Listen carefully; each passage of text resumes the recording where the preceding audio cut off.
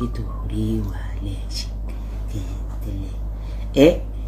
Ó fi tọ́ sí ló bá wọlé, ó fi tọ́ sí ló yọ̀wọ́, kò fi tọ́ sí ń ṣe ló dúró.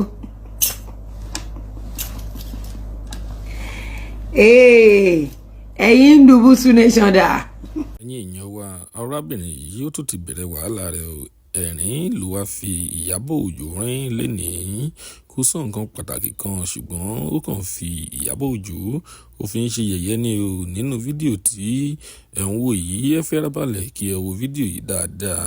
Ẹ máa rẹ́rìn gidi gan nínú fídíò tí ẹ̀ ń wò lọ yìí. Ẹ máa bá wa ká lọ. A ó máa play fídíò náà fún yín ní ẹ̀kúnrẹ́rẹ́ nísìnyí.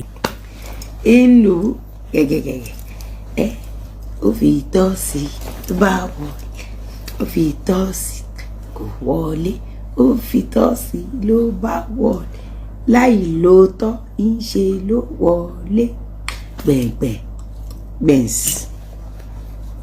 Ẹ̀yin ń dùbú Bùsù Nation, ẹ bọ́ síbí. Aláyé ṣe kí a máa gbé spíkà mi. Èwo la fẹ́ sọ, èwo la fẹ́ ṣe ń bẹ̀. Gold kí ló ní fún wa. Elizabeth Oba Fracas. I thought you people said anything that is online is everybody's business. So kí ló dé tí bọ̀dà àbí whatever. Diamond Gold èwo tí ló gbé dé. Okay, kí ló dé tó ṣe wá preach? Party ni pastor be by you.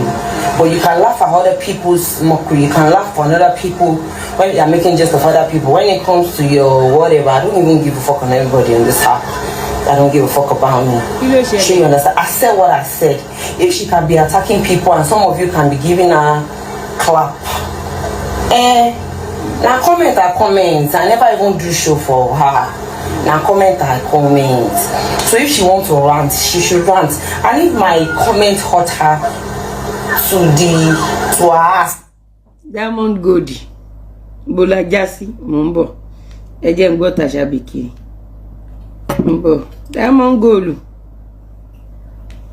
Ni o lele mundi ti bàbá Ìjẹ̀ṣà náà. Down. Ẹlẹ́ṣẹ̀ ń sáńgbà tí wọ́n rà dé. Tágbélà wá ti ráyè tiẹ̀.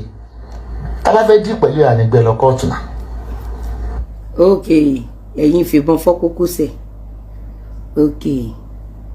Tẹ́ bá fẹ́ díù pẹ̀lú mi, ẹ ní gbé mi lọ kóòtù. Kí lẹ wá ń ṣọ́ mi kiri fún?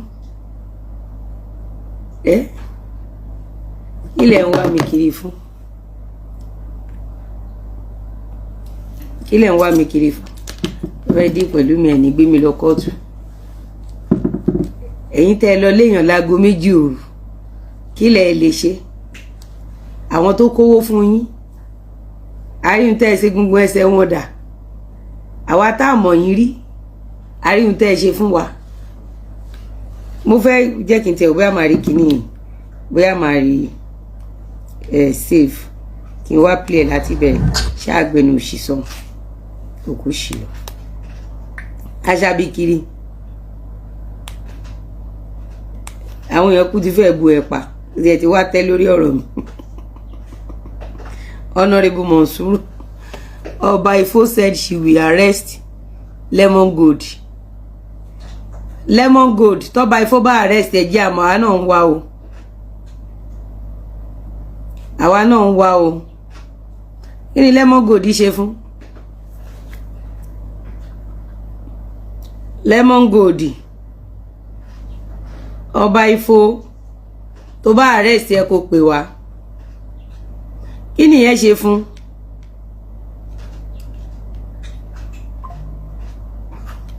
Ẹ̀yin èèyàn wa, kí lẹ lérò nípa fídíò yìí? Kọ́dé bá lérò ẹ tẹ̀ sí comment section ká lè sọ̀rọ̀ nípa rẹ̀.